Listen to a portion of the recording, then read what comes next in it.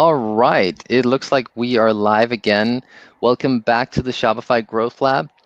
Today we are joined by marketing experts Tony, Domini, and Rain from Common Thread Collective. Welcome back to the Growth Lab, gentlemen. Thanks for having us. It's good to be here, guys. Glad to have you back. So, Google Shopping ads, what can we expect to learn from you guys today?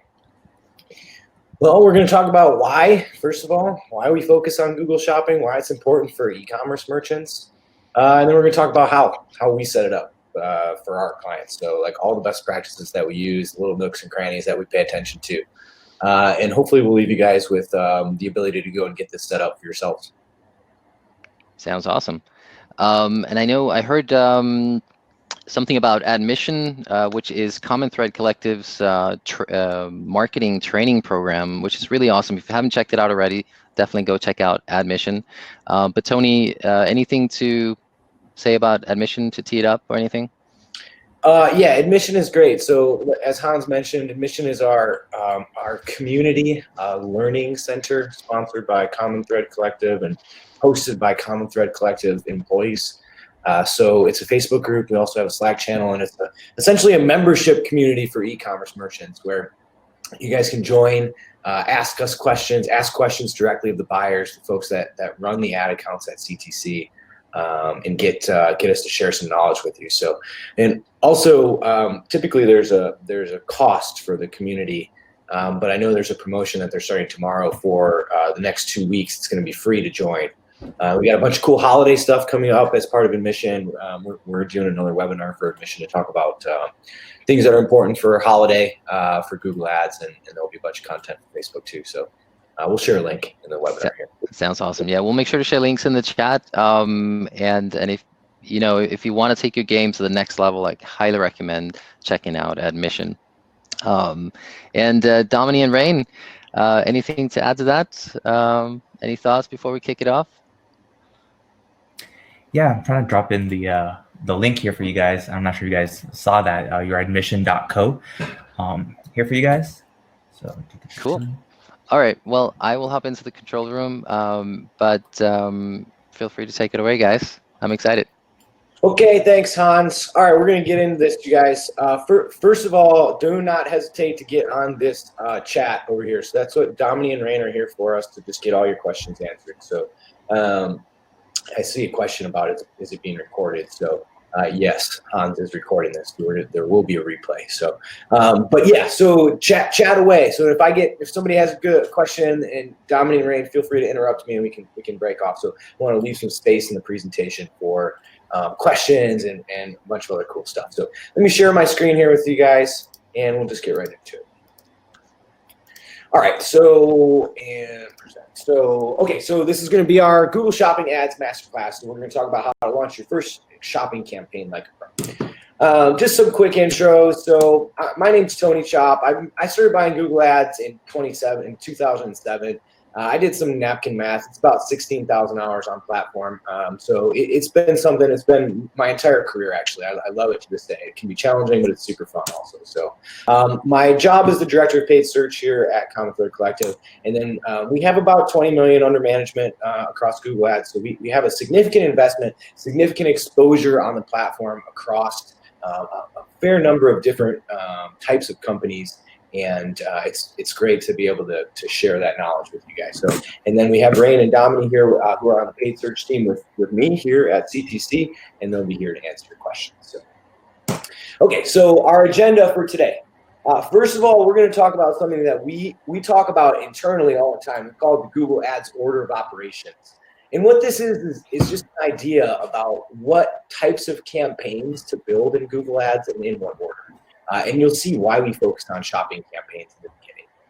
And then we're going to talk a little bit about spend by campaign type, which is another benchmarking system that we use internally to understand how we want the investment to be placed within that ads account.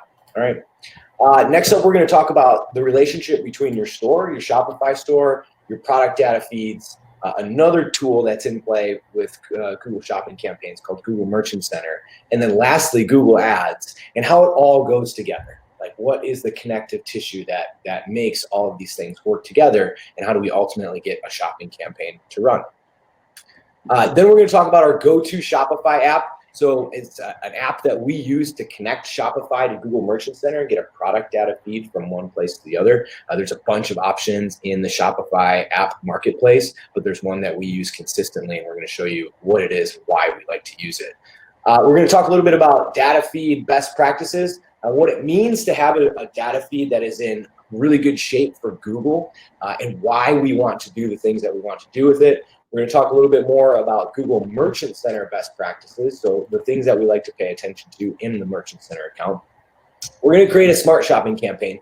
Ironically, or interestingly enough, it's one of the last things that we do. So there's all these precursor steps before we actually go and build that shopping campaign in Google Ads. And then lastly, we'd like to take a look at some website links for some websites that you guys are running. We'd just like to offer some opinions on what we see in the search landscape. We'll do some test searches for your brand and for some non-brand searches, and we'll offer some opinions about anything we think you could go after. So that's going to be our agenda for today. All right. So, and I know there's a lot of words on the screen, so don't get lost in it. We're going to share the deck. We'll share it with everybody else, but this is the point where I want to start you guys with. So inside Google Ads, when you're in Google Ads, there's a bunch of different things that you can do. There's a bunch of different campaign types, all sorts of different areas to focus on. So when we take over a Google Ads account, we do things in a certain order. We call it the Google order of operations. All right. So the very first thing that we do with any Google Ads account is make sure that we have our brand search campaign running. It's really low-hanging fruit, but we just want to make sure we're not leaving anything on the table. Once we get that done, we spend the large percentage of our time on getting Google shopping campaigns to work. And it should really account, if you are an e-commerce merchant, this should also be where you are spending your time. As opposed to, let me just take a for example here, as opposed to the last thing on this list, which is display prospecting. So running display ads to a non-remarketing audience. If you're starting from scratch in Google Ads, you really do want to do things in this order, right? And the other thing that's sort of interesting about this order is that the things that are on the top of the list are going to have the highest return on ad spend. The things that are on the bottom of this list are going to have the lowest return typically. So there's another reason why we want you to start with first brand search, but then spending time on getting your shopping campaigns as fully optimized as they can be. Okay.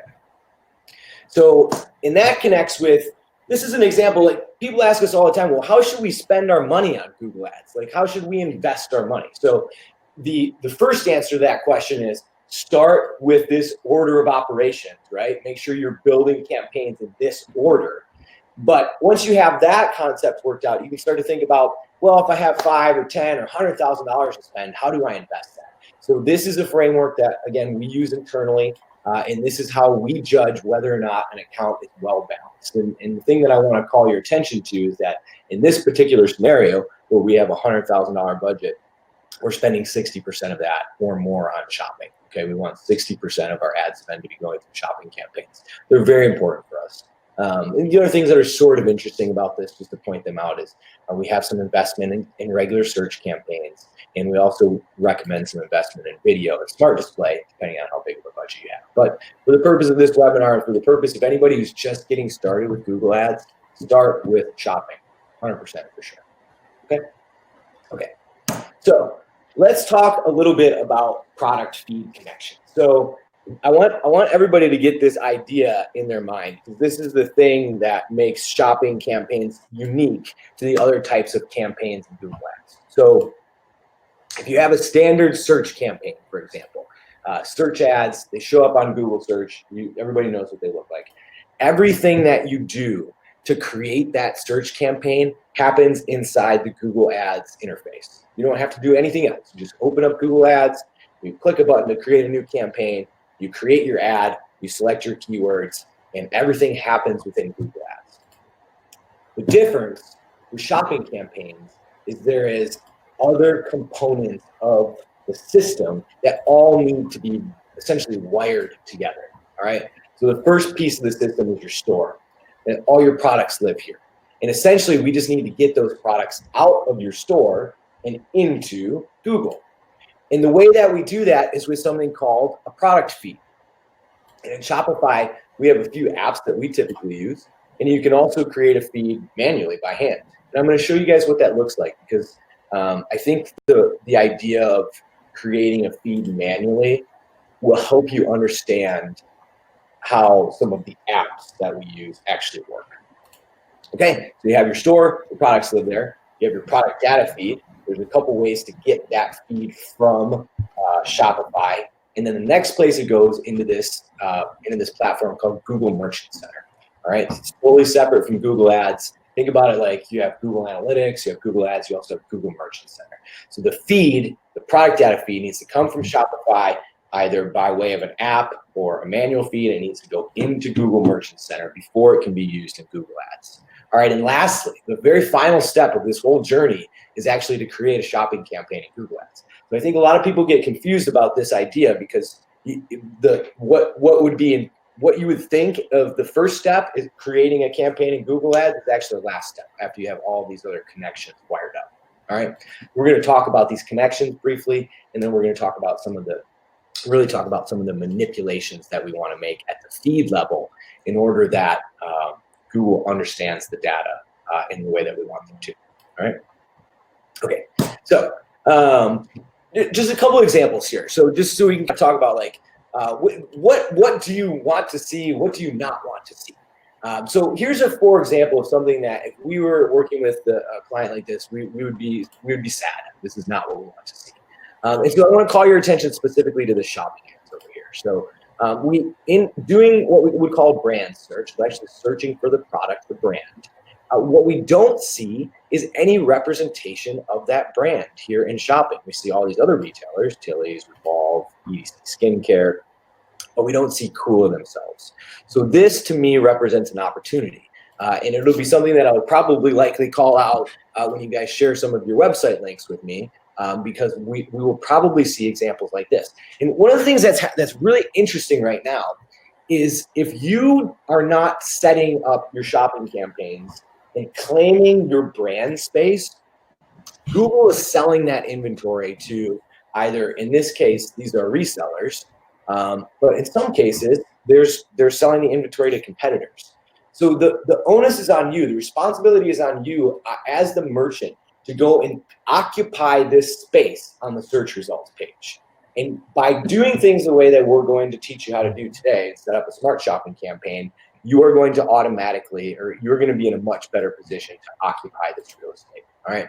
So this is what we don't want to see. These search ads over here are sort of another example of the same thing. We don't have any representation of the brand. This is an example of what we do want to see. Okay. This is one of our clients. We do a search for the brand. Over here in the shopping stack, we have 100%, actually almost 100% of this search, okay? So if you found out about homestick candles from one of our Facebook ads or Instagram ads or whatever else, you didn't necessarily go and purchase as a result of that, but you learned about the brand, and then you came back to Google and you did a Google search for homestick state candles, you're gonna get met with this search results page. And you basically have no choice but to end up on the homestick website.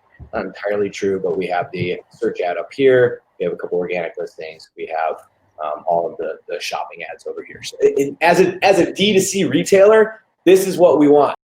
We don't want to let anybody go to any other website. We want to funnel all of that traffic into our clients' websites so that they have an opportunity to make that sale, collect that customer data, et cetera, et cetera. All right. So what you don't want to see is your brand not being present, particularly for brand search like this. And what you do want to see is a strong representation of your brand across all the different ad products. All right. Okay. So let's get into the actual shopping setup itself. So I have an example store that I'm going to work you guys through, that we're going to work through. And there's a couple ideas that we're going to keep in mind as we go through this. All right. So one of the ideas is that the product data feed is clean and that we have minimal disapprovals. When you send your product data feed from your store, from Shopify, and you send it into Merchant Center, all of the products will go through a review process that's actually quite rigorous. So focusing on making sure that the data is formatted in a way that Google allows, essentially, will result in having a clean feed with minimal disapprovals. If you send your products over to Google Merchant Center and they are disapproved, it's effectively useless because they're not going to be able to show up in your shopping ads like this, right? So clean feeds. The second thing that we're going to focus on and spend some time talking about is maximizing product titles, maximizing the data for product titles, a way that is useful for Google. So don't forget, never forget that Google, the entire search engine is built around the idea of keywords. So we're going to talk about what it means to get keywords in your product titles and why you want to do that. Okay, and then lastly, we're going to talk about the fact that it's not only okay, but typically a best practice to have more than one shopping campaign in your Google Ads account. We're going to show you some of the reasons why that's the case. All right, so okay, so our go-to Shopify app for Google Shopping, it's called Feed for Google Shopping. So there's going to be links to all this stuff, by the way. All the things that we recommend, all the tools that we talk about, we'll give you links to all of them. So this is our favorite. It's affordable, good configurability options. It's really the best place to start. I want to call out the app that's actually built by Shopify. So it's called Google Shopping. It's really easy to set up. One of the things that's challenging about it is it has very limited configurability, and it's not going to allow you to do basically any of the things that we're going to talk about today. So I'm assuming that many of you are probably using this Google Shopping app. It's really popular. We see it all the time. It's not a bad app, but it's not going to let you do most of the things that we're going to talk about today, which are I think, really critically important in order to get shopping right. So So Tony, before you jump, so just because we did a poll earlier, and some people, majority of people here are on Shopify. Yeah. But are there other options, if you're not running on Shopify? Yeah, totally. Yeah, I would recommend Go Data Feed as one. Go Data Feed. I spelled that wrong. Go Data Feed is one option. Okay, reasonably affordable.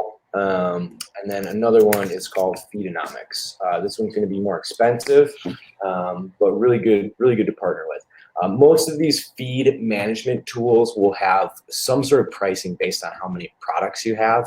But this one, Go Data Feed, is more of a self-service option, and it's priced accordingly.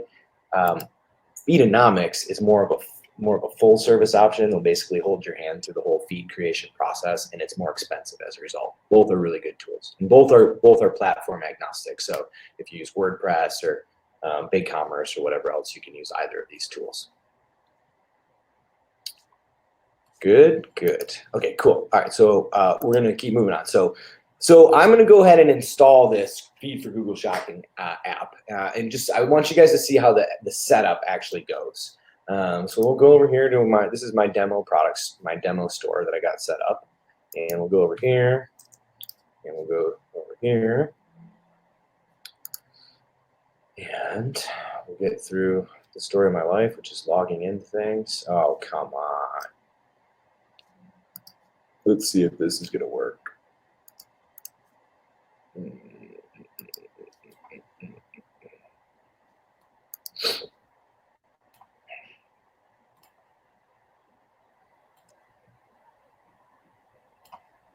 There we go.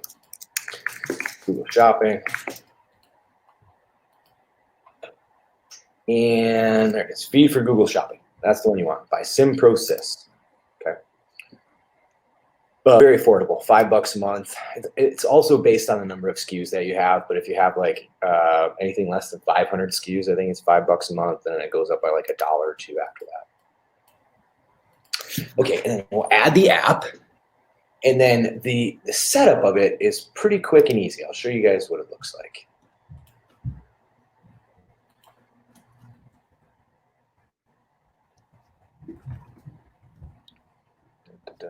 Log in with Google.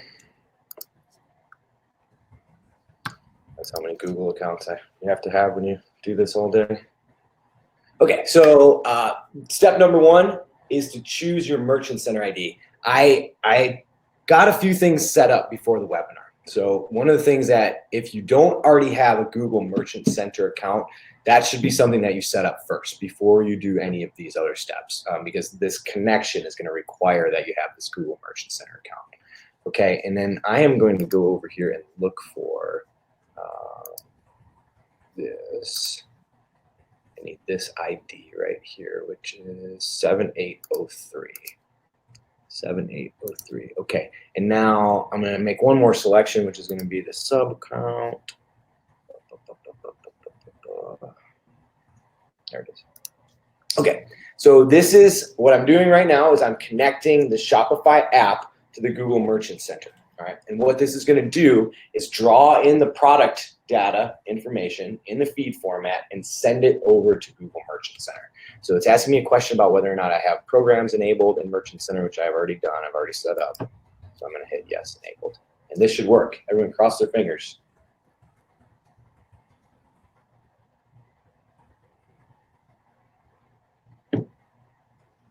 Victory.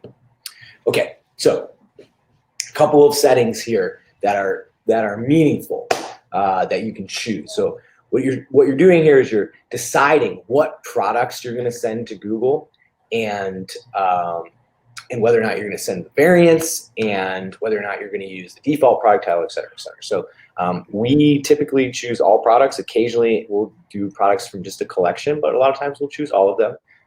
We're going to leave default product title, default product description. Asking yourself the question about whether or not you want to include variants is an interesting question.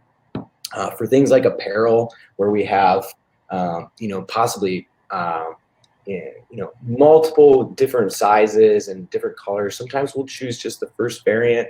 It's a little bit of an experimental thing if you want to include all the variants or just choose the first variant.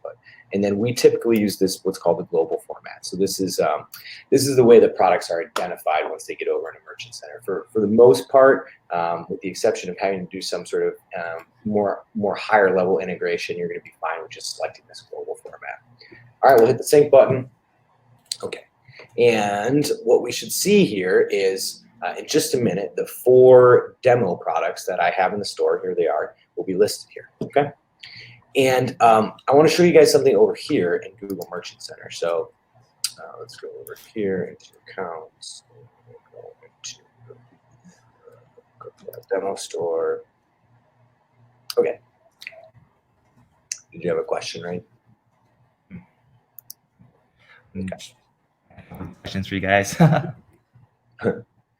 So what just happened is this app that I just installed in Shopify, when I linked it up to Merchant Center, what just happened is it created a product data feed for me. It's called Content API. So this right here was just created by the installation that I just completed, okay?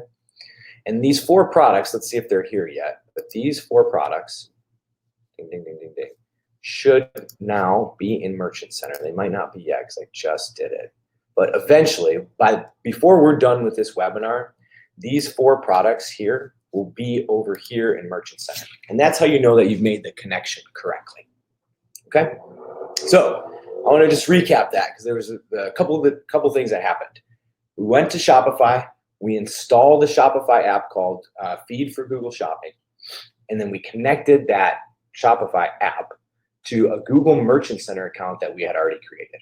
And as a result of making that connection, there's now a product data feed coming into Google Merchant Center. And lastly, in about 5 or possibly 10 minutes from now, the products that are in our Shopify store will be in Google Merchant Center. Ta-da, just like that. That's how we do it. Okay, now,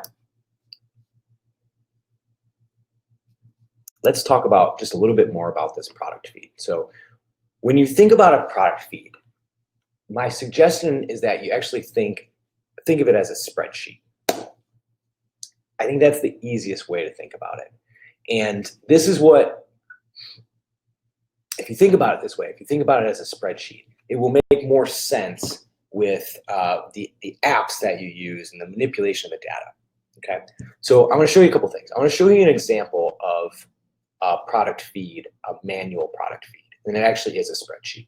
So this is a scenario where we're not using an app like we just did to send product data to Merchant Center, but instead we're just using a spreadsheet. All right, and this is what it looks like. So we have the ID, we have the product title, we have the description, we have the price of the product, if it's on sale, condition, brand, link to the actual product.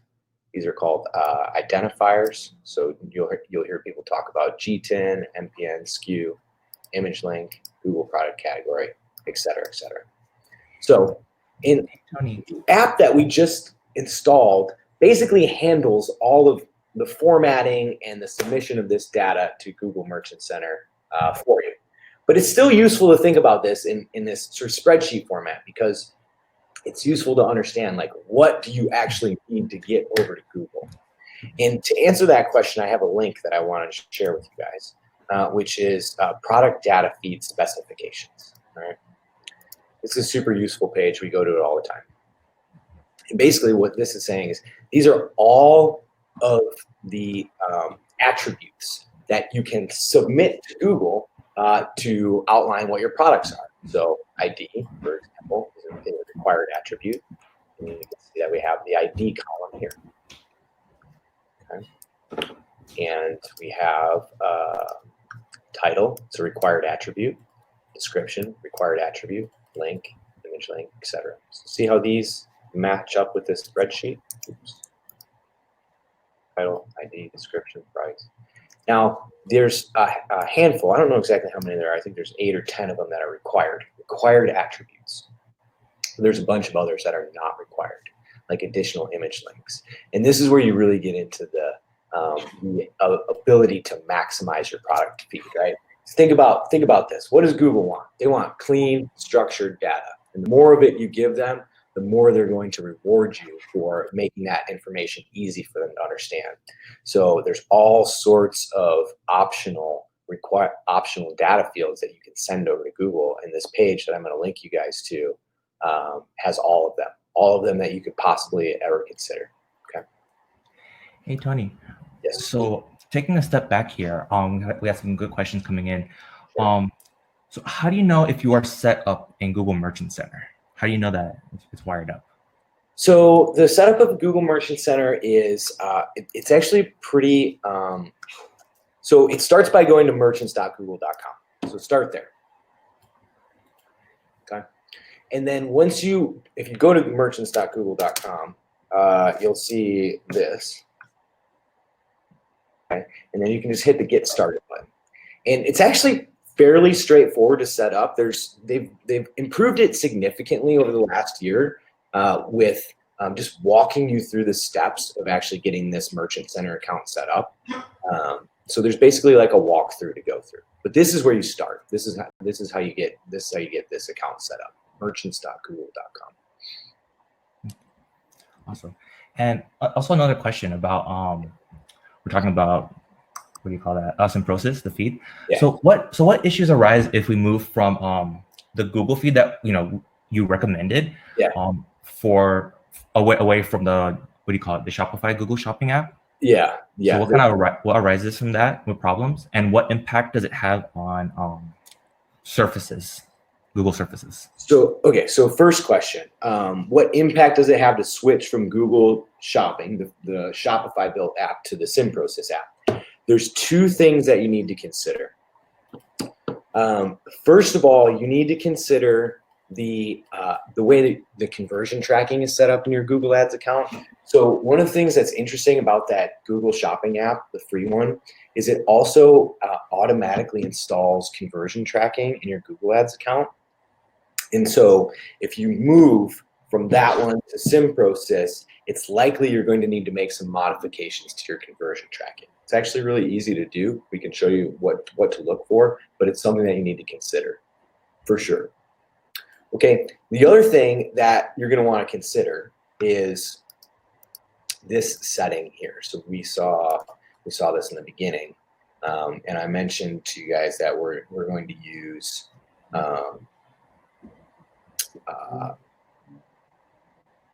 there was a setting originally where we chose the global format, the global ID format, right? And so as long as you choose that setting, which is a default selection, then what's going to happen is when you switch apps, when you go from the old app to this new app, the product ID is going to be the same because they both use this global format. So what that means in practice is that you're not resetting all of your product data. You're not starting from scratch. Google basically doesn't even know the difference. They don't know that you've switched from one app to another because that product ID, actually this piece of information right here, it's the first thing that's included in the feed. It's the first thing that is mentioned in this spec sheet, this ID.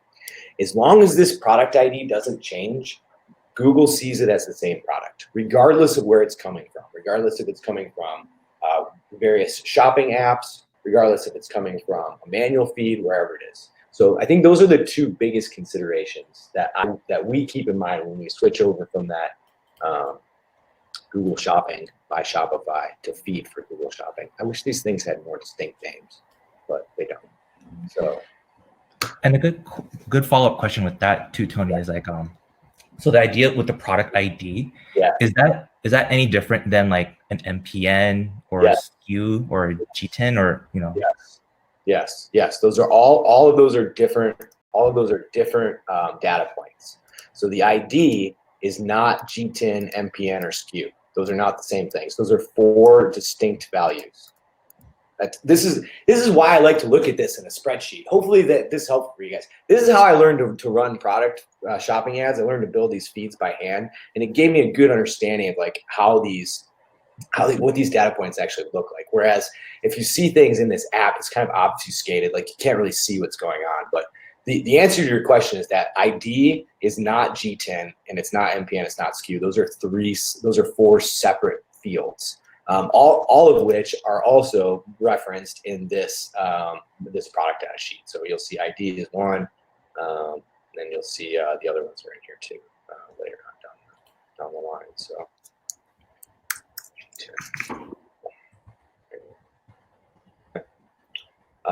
any other questions, Ray? Let's see here, looking around. Let's see. So we're talking, we gave some recommendations for some new apps. So if they're currently using, the Shopify official Google Shopping app, should we install that first, then install a new one, or what's kind of the order? So we usually install the new one without uninstalling the old one, and then we'll configure the new one, and then we'll uninstall the old one. So that's the way that we do it typically. So let me keep moving here because I want to make sure I show you guys why. There's a reason why we choose this sim process app. It's super important. So, all right. So think spreadsheet. When you think about product feed, think spreadsheets. It'll seem less weird. At least it did for me. So the thing that we do with sim process that's really important is we manipulate the product title. Okay. And so in this example here, this is the product title. This is the title. This is actually what shows up if you were to do, let's see, vanity planner, steamer. Let's see if we can get the ad to show up. Where's my shopping ad? Yeah, so this right here, Aria, Ionic Facial Steamer by Vanity Planet, that is the product title right there, okay? So, and it's critically important. It's the most important piece of the whole puzzle. I mentioned before, Google is keywords, right? Keywords are how you get your product data, how you get your feed to really, really work really well in Google, okay? Now, so what does that mean? Well, let's just look at it in practice, okay? Let's just actually look at it. So we have 4 products here in our sample store. We have glasses, we have headphones, we have sneakers, and we have a watch. And now those might be the titles that you want to give those products in your store. Maybe that's what you want to call them. However, this is not enough information for Google to understand what this actually is.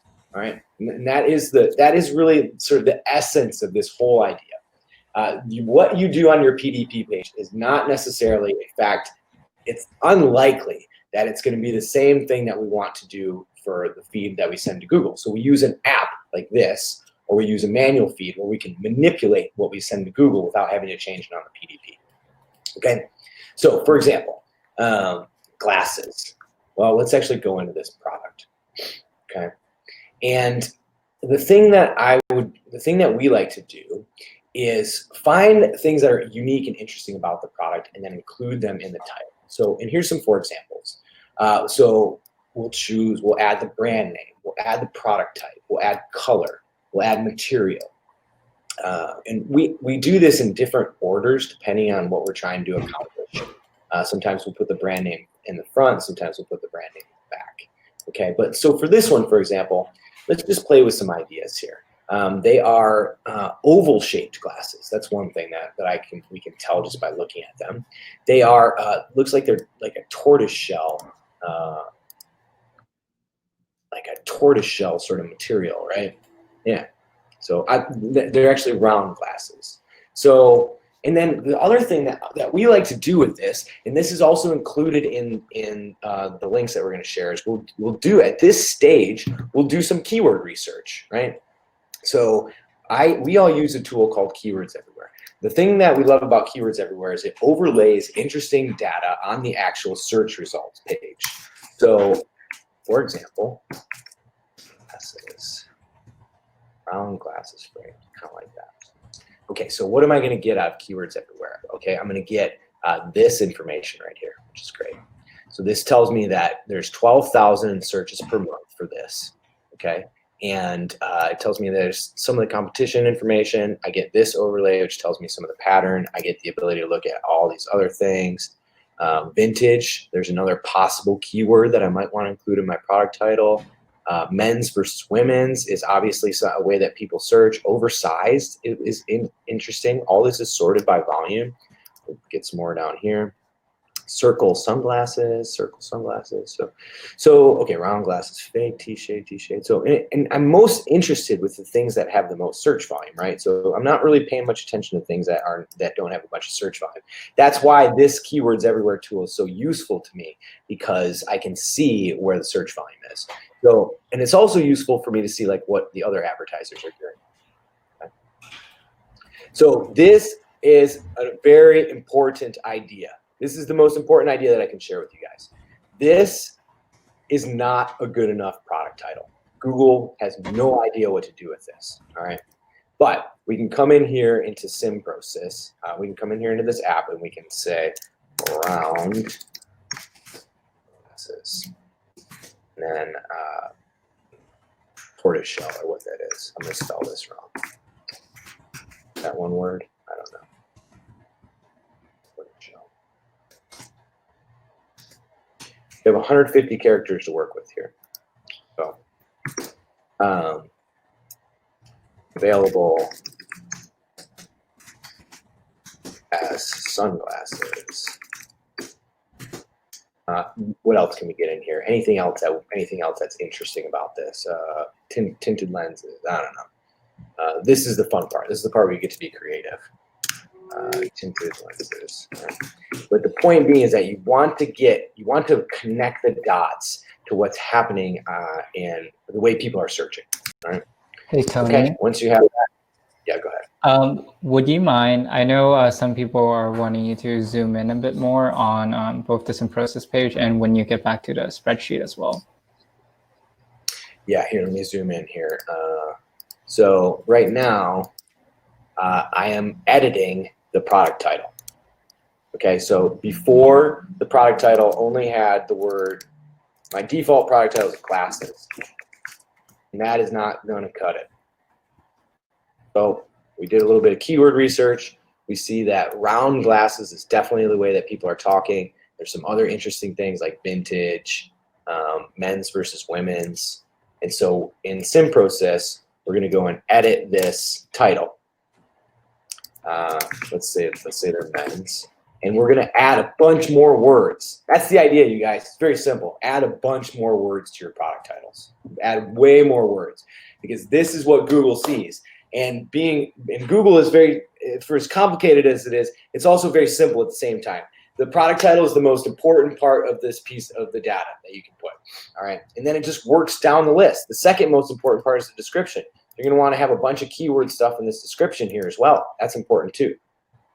Okay. And then for the spreadsheet, so this is my, we call these manual feeds. So this is me building a feed by hand. Let me just zoom into it here. Okay. So we have the ID, product title, description, price, sale price. All right. So title is, this is the equivalent. This is the spreadsheet version of what we're doing in SimProcess here. A couple different ways to accomplish the same thing, right? Right. In one situation, we're using SimProcess. We're using an app. In another situation, we've created it as a spreadsheet. The end game is the same for both. It's feed Google as much structured data as you possibly can. That's the end game, whether you do it with an app, whether you do it with a spreadsheet. Also, this is the reason why we don't like that Shopify app, because you can't edit product titles. In fact, you can't edit any of the product data at all. It doesn't let you manipulate any of the data at all. So this, go ahead. This is a really good question, actually. So we're talking about editing the titles in here. So does editing your title in the app change what is shown in your store? No, that's the point. That's the whole point. So you might not want this as the title in your store. You might not want it to be round glasses, tortoiseshell men's, available sunglasses, tinted lenses. Okay, what you're doing, this is very, very important. What you're doing is specifically modifying the data that gets sent to Google. And you're doing it with Google in mind, AKA using keywords.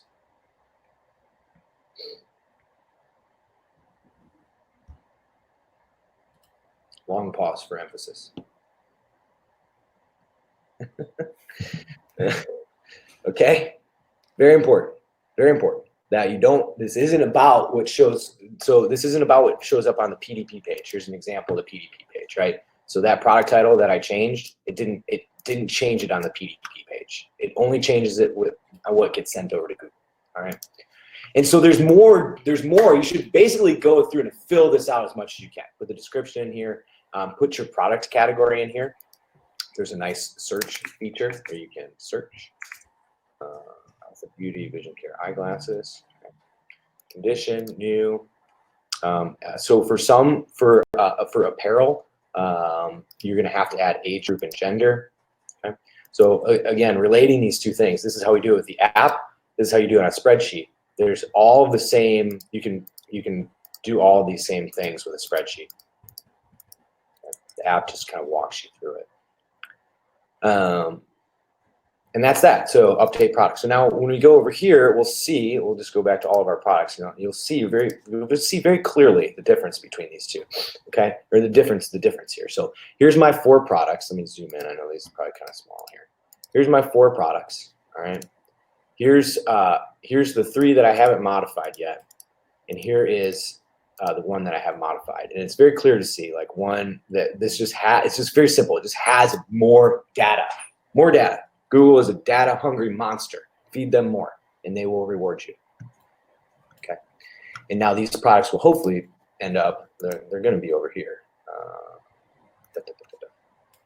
Okay, so it looks like only one of them's gotten over here so far. So it'll take about 15 minutes or so, but you'll actually see them in Merchant Center. Okay, and so this headphones one is like that's one of the ones that we haven't actually modified yet. But when all 4 of them get in here, you'll see the one that has the modified title, the long title.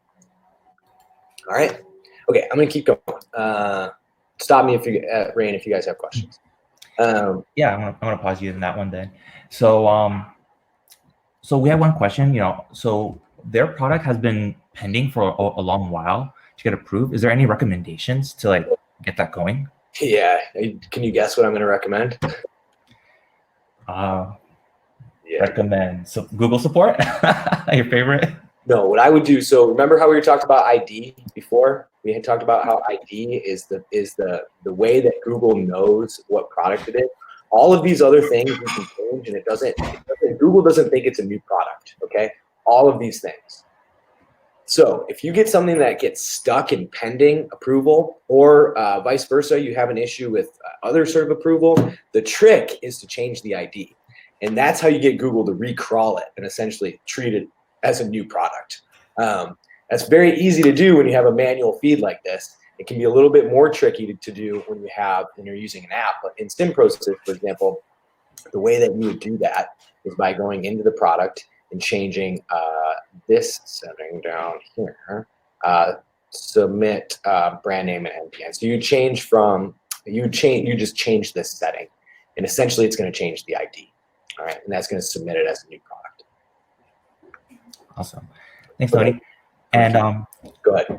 And also, so I know we're talking a lot about selling our products to Google Shopping. So is it even worth running a shopping ad campaign for a budget of like $100 a month? Yeah, I mean, I think the answer to your question is it's not going to. In our world, if we get a 3 to 1 return on something, like, we're happy. So, if you put $100 in and get $300 back out, then you're doing good. But I guess my question is, like, does that mean anything to you? And if it does, if that represents growth to you, then do it. And if you put $100 in and get $300 back out, well, next month put the whole 300 in there and see what happens. Awesome. And just one little shout out, so I know someone mentioned, was asking a question about the Google conversions tracking mentioned. Yeah. Is that something that we can review at the end here? Because when we start switching to apps? Yeah, I'll do it quickly. Yeah, I can do it. Yeah. All right. So just more examples of product title. Right? So here's one. This was a client that we took on. Here's what their product titles looked like before. And this is what we made them look like: crown and paw, the name of the product, pet portrait, keyword, super important, right? Wall art, keyword, gallery size, wooden frame, keywords. Just think keywords, and you'll be fine. Okay. More examples of the same thing. Built out product titles are just long. They just contain more data. Okay. So, and then also when you're playing with shopping, somebody mentioned they have a product that is pending. You need to spend time in Google Merchant Center. All right, this is where you need to be looking in here. You can ask Rain and Dominique. These guys spend as much time in Google Merchant Center as they do in Google Ads. And you're looking for things like disapprovals and whatever else. So I mentioned to you before that the data that you send over to Google through this feed goes through a rigorous approval process. If you're used to running search ads or anything else like in the Google Ads platform, you'll be surprised at how rigorous this is. But the point being is you want to come over here to Merchant Center at some sort of regular basis and check for errors. You will get them. Trust me, I promise. And then work on troubleshooting them. So what you should expect. So likely your biggest energy requirement in running shopping campaigns is dealing with issues in the Merchant Center. Expect surprises and changes. Check regularly. Support can be challenging, but just be patient and persistent. This would possibly be a good use of an admission consult block. So part of the admission program is you can hire us for blocks of time to help troubleshoot some of these things. It's kind of a useful thing. There's tons of possible errors, but there are a few really common ones, which we have a link to that we'll share with you guys. And oftentimes policy violations are the trickiest and least well-defined. And sometimes I think my best advice to you is to go, if you get a real quagmire of a policy violation sort of thing, it's probably the right choice is to reset that product ID and just submit it as a new product to Google. Sometimes I feel like we end up in like product review purgatory, or for whatever reason, we just can't get a product out of a policy situation. So that's when we'll reset the ID. But my point that I want to emphasize here is like, you're gonna have to spend some time in Merchant Center. And things are gonna require attention. It's where I don't know, we probably spend 20, 30, 35% of our time over here. Okay. Okay, this is just one other idea that I want to share with you guys. It's a real quick idea. And so it's the idea of multiple shopping campaigns, right? So you're gonna build one shopping campaign, and that's great. But what can happen with these shopping campaigns oftentimes is they get really weighted to one product. So let's say you have 20 SKUs or something. What can happen with these shopping campaigns is they'll end up really favoring just one of those products, and one of those products will be the one that gets all the attention, drives all the ad spend. In this particular case, we had one product that was representing 91% of the revenue and they had, I forget what they had, a couple hundred SKUs at least. So what we do with these is we build multiple shopping campaigns, right? So here's an example of multiple variations of shopping campaigns. And so my point being to all you everyone here is that it's okay to have more than one shopping campaign. There's nothing wrong with that. And so what you want to see as a result of that is something that looks like this: the ability to drive more clicks and more conversions. You want to see growth. So that's a really common thing that we do with our shopping campaigns. It's usually I would recommend that as a best practice, you start with one campaign, but that you monitor. And if you see a situation where one or a small percentage of your SKUs are accounting for the majority of your ad spend or your conversions or your conversion value, that's a clue to you to say, hey, how can I get my other products to show up if this one is sort of stealing all the budget? Okay. And then just a couple of things that I want to touch on for Merchant Center itself. So some best practices here. So there's what's called additional programs in Merchant Center. And then there's some places that you can add some logos and branding things. So I'm just going to show you really quickly what those look like. So in your Merchant Center account, under growth and manage programs, there are a handful of these. So these are considered to be like optional things that you can turn on. So there's a handful of them that we always turn on. List your products online for free is a new program. It's called Surfaces. We always turn it on. There's pretty much no reason not to. Dynamic remarketing, 100% of the time we turn this on. So these, you've seen these ads before, these dynamic remarketing ads. They sort of look like, let me see if I can find them. They're very shapes and sizes, but they'll look like this. And essentially what's happening here is if somebody goes to your PDP page and views a product, they're going to end up getting display remarketing ads following them around. And this is happening from your smart shopping campaigns. It happens automatically. You don't have to set anything else up. All you have to do is go into Merchant Center and turn this on. Okay. Promotions is another thing that we like to set up regularly. So this is actually, I think the Vanity Platform had one. So you may see this special offer link, and this is a promotion. This is a Merchant Center promotion.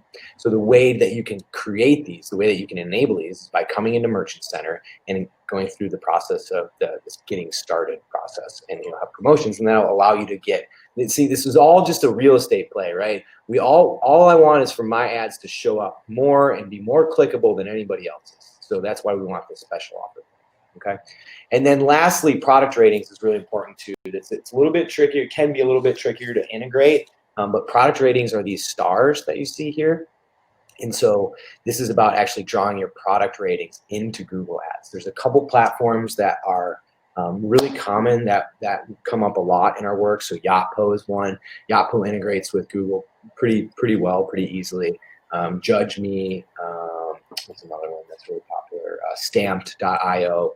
But so if you want to come in and enable these programs in Merchant Center, Surfaces, dynamic remarketing, promotions, and product ratings, and that's going to allow you to have the most robust product shopping ads that you can have.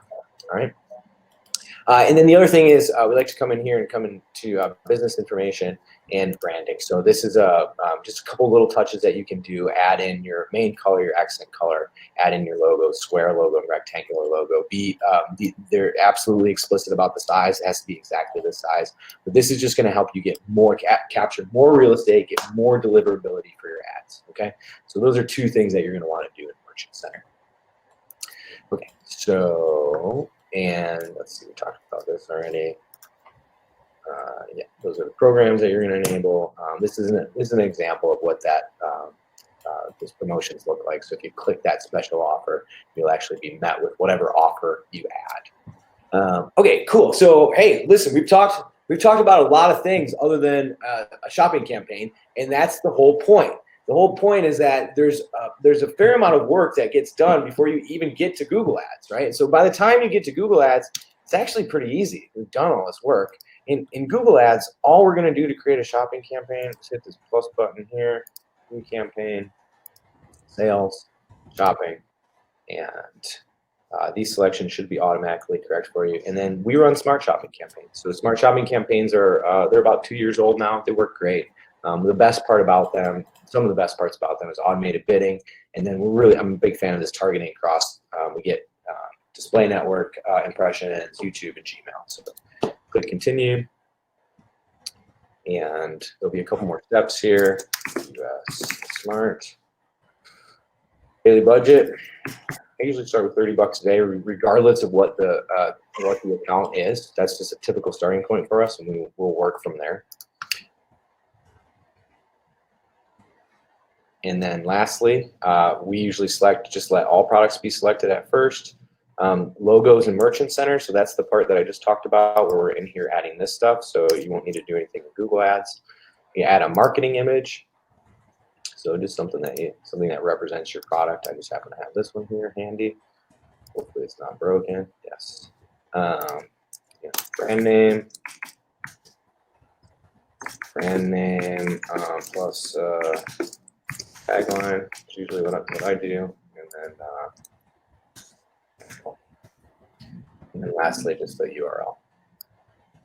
So we'll just grab this. So that's it. That's literally it. The majority of the work that we do with a shopping campaign is not in the shopping, not in Google Ads. That was a point that I really want to emphasize to everyone here today.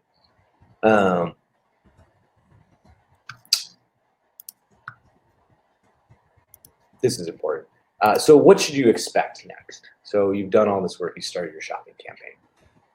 These shopping campaigns, the smart shopping campaigns, typically have a fairly long ramp-up period. So 14 days is, I think, really the starting point to where you should expect that the campaign is sort of operating in more of a stable state. What you should see is increasing clicks and impressions like this. So if you don't see increasing clicks and impressions, if you don't see growth from your shopping campaign, it's probably time to go look at Merchant Center, because you likely have disapprovals. And there's various other things that can cause this as well. But this is what you want to see. This is what normal looks like. Okay. All right. And let's see. Okay, so we can do. I know Hans. I think we got until 4:15, so we got a little bit of time here. We can, if we want to share. If anybody wants to share a link to their website, I can look at maybe two or possibly three. And then I'll save. We can grab any more questions, and then we can briefly talk about that conversion tracking stuff. Let me get a couple links. Let's do some searching. Let's see what things look like here.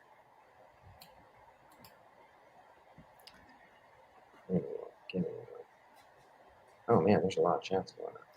There's a lot of people dropping in. We got any website links here? Who wants to be my guinea pig? Let's do this one, Tony. The first one. Innova, INNOVA.com. All right. So first thing that we'll always do is take your brand. All right. Take your brand, drop it into Google.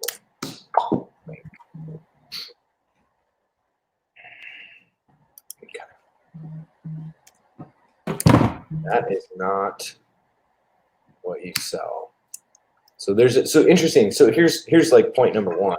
There is somebody else with a similar name that is occupying search space, right? That sells different products. So and here's another thing that we noticed. So there's no shopping ads. There's no picture ads here, right?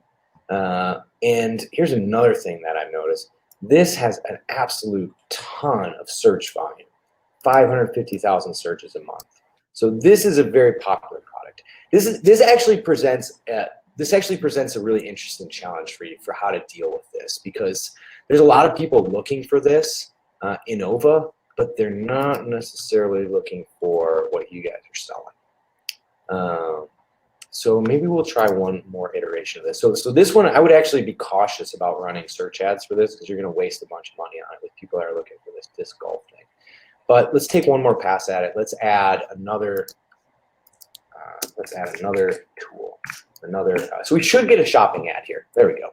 Okay, cool. This is a good example. So all right, so we got your brand search ad. Looks like you already took our advice and are not running brand search ads for just Innova, which makes sense. Now this is what I was describing earlier, right? This is the situation where so you are not running shopping campaign, but Google's selling that inventory, right? And so it looks like this is resale stuff. So you guys are, this is your product being sold.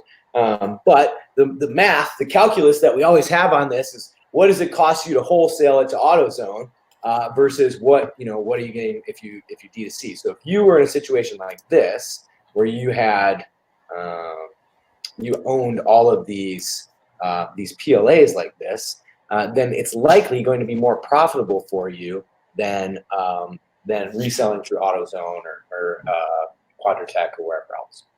Oh, Tony, can you go full screen here? That way it's easier to see. Sure. Yeah. How's that? Better? Better, yeah. Probably zoom in. Yeah. Yeah. So this is what I was talking about before. So because the folks over at Innova haven't set up a shopping campaign yet, Google is selling this inventory. Google's selling this inventory to anybody who will buy it. And so what we would recommend that you do is basically do exactly what we just described and create a smart shopping campaign. And what you should see when you get your smart shopping campaign up and running is you should start seeing that you are owning all of this real estate. So for example, let's see if we can get this. Here's one of our clients. So see this? This is what you want to see. You own the real estate. Bing, bing, bing, bing, like that. As opposed to this. All right, let's do one more. You got another website link? You want to pick someone, Dominique? Sure. Let's do bodybeautyeq.com. Bodybeautyeq.com.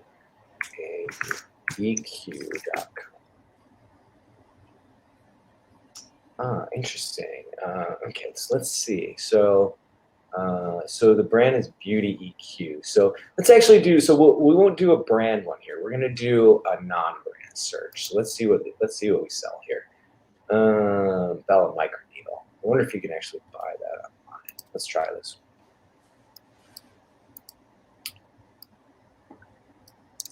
Okay, let's see if there's. The first question that I usually have is, are there shopping ads? And there aren't. Interestingly enough, what I don't see is this actual product, the Bella Microneedle. So I'm sort of makes me wonder: is this sort of a brand name or a product that you guys sell specifically? Which looks like it is. The other thing that catches my attention here, one of the things that's sort of you need to pay attention to with shopping is the price of your product. So I'm seeing this as $15.75. It's significantly more expensive than some of the other microneedling options that I see here. And I sort of wonder, it just makes me wonder how difficult it's going to be to get into the shopping pack. But for the purpose of the conversation here, what we would want to do is get a shopping campaign set up. And we would want to do some keyword research here because there's actually no search volume for Bella Microneedle. So let's start with Microneedle. Let's start with Microneedle system. Let's see what kind of keywords we get. So we get Microneedle roller has 18,000 searches a month. Microneedle system is only 170 searches a month. So here, we've already learned something. The way that people are searching for this is by typing roller, not necessarily system. I don't know if that's a different device. I don't know if that's technically a different device, and that would be an interesting question to answer. However, it's also interesting to note that the roller is a much more popular way to think about this. Oh, Microneedle pen, that's what you guys actually have. So this is what I would use. I would use this Microneedle pen. I would build all my keywords around this. All right, let's see what some of the other ones are. So Microneedle pen. People are looking for at home, so that would be something interesting to, if this is something that you could use at home, I might consider adding that into the product title. Microneedling pen. So I would probably get this one in there too. I'd probably get both variations of both microneedle and microneedling. I'd probably add both of those variations in the product title somehow. What else do we have? Sometimes we add, Rain will laugh about this. Sometimes we add competitor names. We'll add them into the description. So in this case, there's another device called a DermaPen that's has some decent search volume associated with it. So we might put something like that in the description, like compared to DermaPen or something to that effect. But the idea here is that this is the exact scenario that we would want to help with, right? Because what's happening on this PDP page, the Bella Microneedle starter kit, is not in. It doesn't have a good relationship to what's actually being searched for, right? There's no so pen is written in the description in here, but it's not in the title. That would be one of the first things that I would correct. Okay. Have fun editing your product titles. That's where all the fun lies. The whole idea here is about understanding how search volume is happening and understanding how you can get those keywords in your product titles and descriptions. Okay, cool. Let me just take a few minutes here and just briefly touch on conversion tracking. Okay, so the most important thing that you need to know with conversion tracking, if you're switching from Google Shopping by Shopify to SimProcess, is you are going to have to make a simple modification. It's really quite easy. So if you're using the Google Shopping app, you're going to have 6 or so conversions that are already in here. There's going to be one that's called purchase, one that's add to cart, and there's going to be a bunch of them. And they're all contingent on having that app installed. They only work when that app is installed. So the only thing that you have to do to switch over is actually create a purchase conversion. All right, it's really easy. We'll just do one together. Website purchase. We use different values for each conversion, and this is going to get us the code. All right. Okay, so there's 2 blocks of code. This is called the global site tag. This is the actual purchase conversion. All right.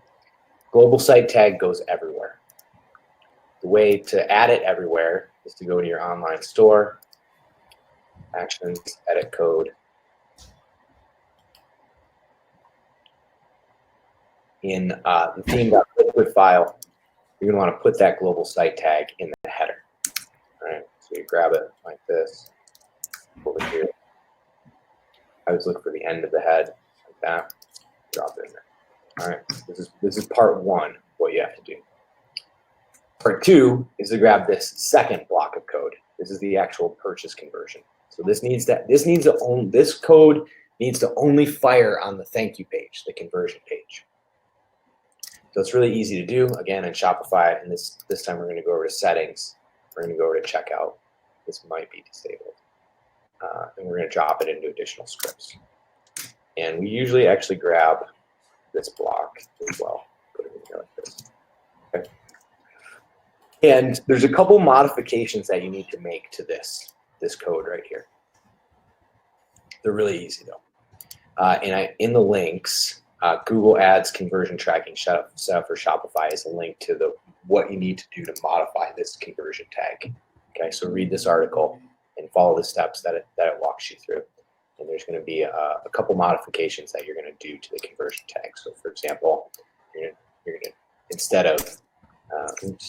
of having the checkout value be 1, it's actually going to be a dynamic variable like that. Okay, so I'm going to repeat that. You're going to, if you're using the Google Shopping app, the one that's built by Shopify's Google Shopping app, you're going to have a bunch of conversions in here. There's going to be 5 or 6 of them. And so instead, you're going to want to create a new one. You can actually either remove, my suggestion would be to remove all the old ones. That's it. It's pretty easy. That's another thing that people use an admission consultation block for. So. All right, we got about 5 minutes left. So I just want to take any other questions anything else that we can help out folks with. And again, we're going to share this document with all these links and whatnot, so you guys will have all this stuff. But anything else? Anything else that's confusing that I can point you in the right direction? Something to add. We did mention that starting tomorrow, right, Tony? That admission is going to be you can get free access, So if the conversion video is a little confusing, we do have a video in admission about how to install the tracking information for Shopify. Cool. Yeah, that's a good video. Thank you. I'm in it. What else? Let's see. What else do we have here? All right. So Tony, so some questions here.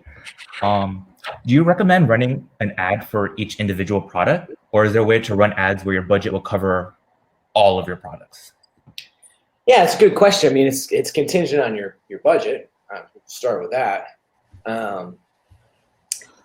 This is the way I would answer the question.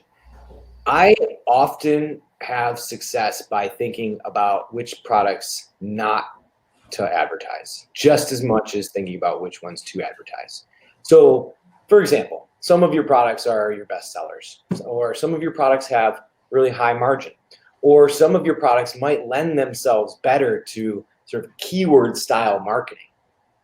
If you're limited on budget, then I would recommend that you focus on the products that you think you have the best chance of winning with, whether it be because they have high margin or because they are you have a unique value proposition or because they lend themselves to keywords better.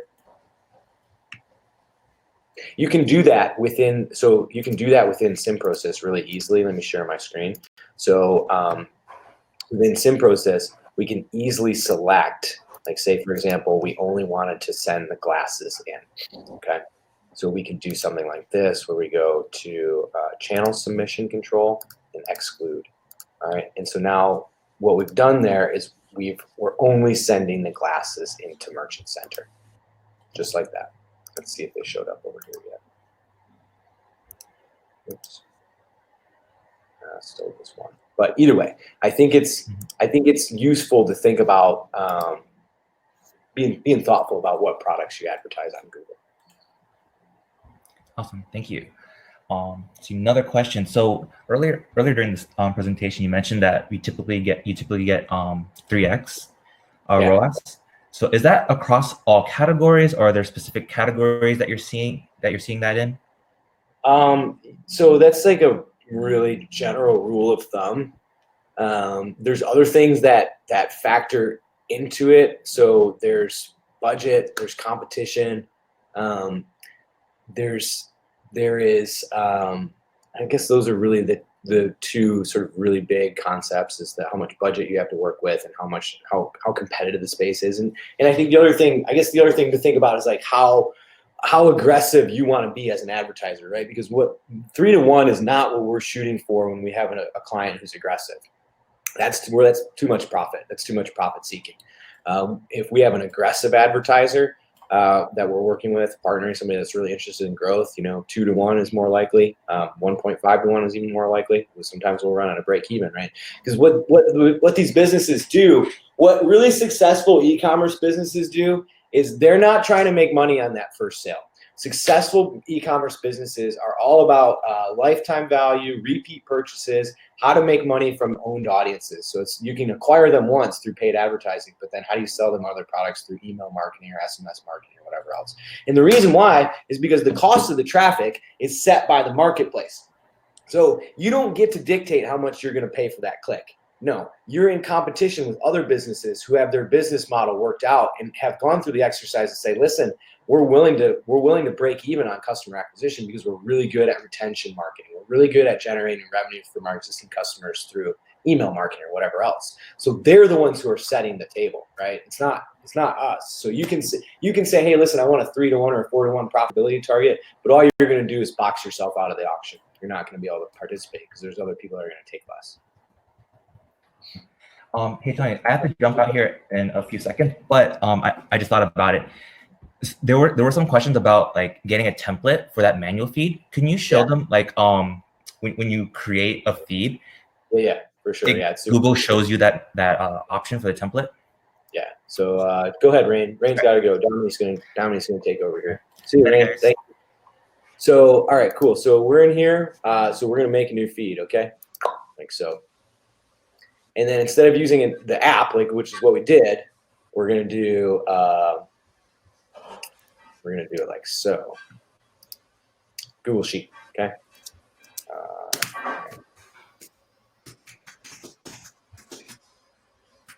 right? So we'll just select this Google Sheet, continue. And then from here, we're going to get an option to work on a template spreadsheet. So we can create a new Google spreadsheet from a template. Great, just like that. It's going to give me a template. All right, I honestly, I would strongly recommend that if you have not a ton of SKUs, if you have 10 or maybe 20 SKUs, that you consider managing your feed this way. It's a little bit more work, but it is just vastly more intuitive to understand what's going on. So here's the template, right? And here's links to the product feed specification that we talked about. And so we just get rid of all this stuff and start adding in here. The ID can be anything, product title. You just write this stuff in here like so. Just like we did in the app. Word, et cetera, et cetera.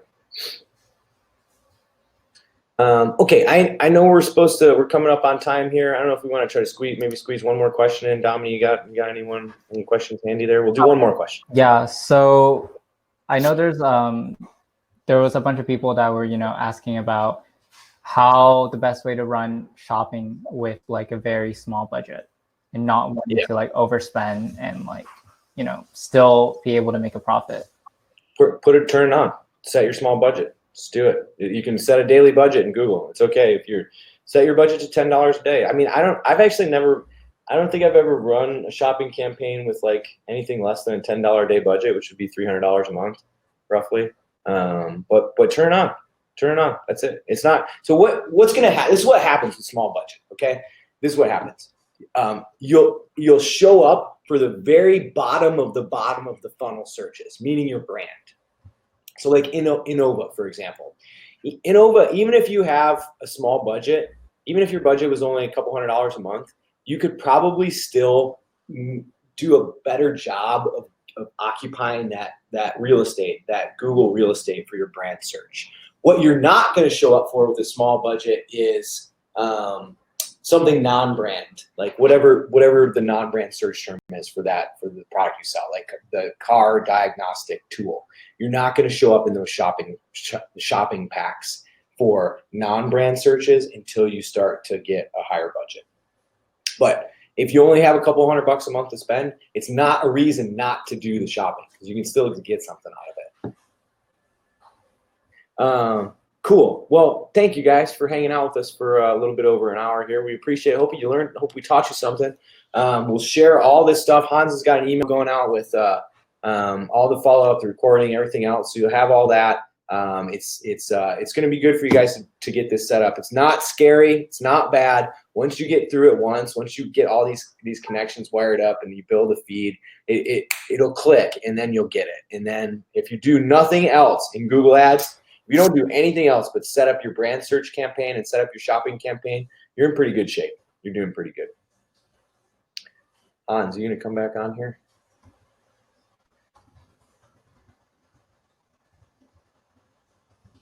We'll be here in a minute. Oh, you're welcome, Marley. Hope you enjoyed it. Yeah, keywords everywhere for sure. That's the jam. Go install that. Yeah, keywords everywhere. Hans, I don't know if I'm supposed to do something to end the webinar. I thought maybe we were supposed to not lose the chat or something. Hey, Jack. To your question of splitting things up by collection, we typically like to start like a smart shopping campaign with all of the products in there. And then if there's particular product categories that do perform well, we like to keep those in the original campaign, split all the items off so the other items can have a chance to show as well. My guy Dominic right there. Give it up for Tony and Dominic and Rain, everyone. This was awesome. Thank you so much. I wasn't planning on coming back on, so I had to hustle to put my headset back on and, brush my hair. I didn't want to lose the chatter. I know you gave me some instructions, but I forgot. Yeah, no, this was really helpful. I dropped a link to admission a couple of times. I also dropped a link to the Growth Lab as well as any pro tools and tips that you shared along the way.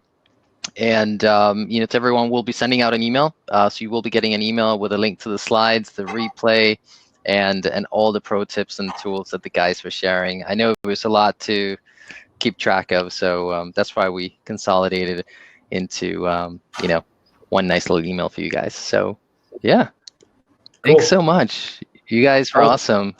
I love these live training sessions. It's just so helpful to see you actually do it live. So yeah. Thank you so much, guys. Yeah, enjoy the rest of your afternoon, everyone. Take care. Bye, guys.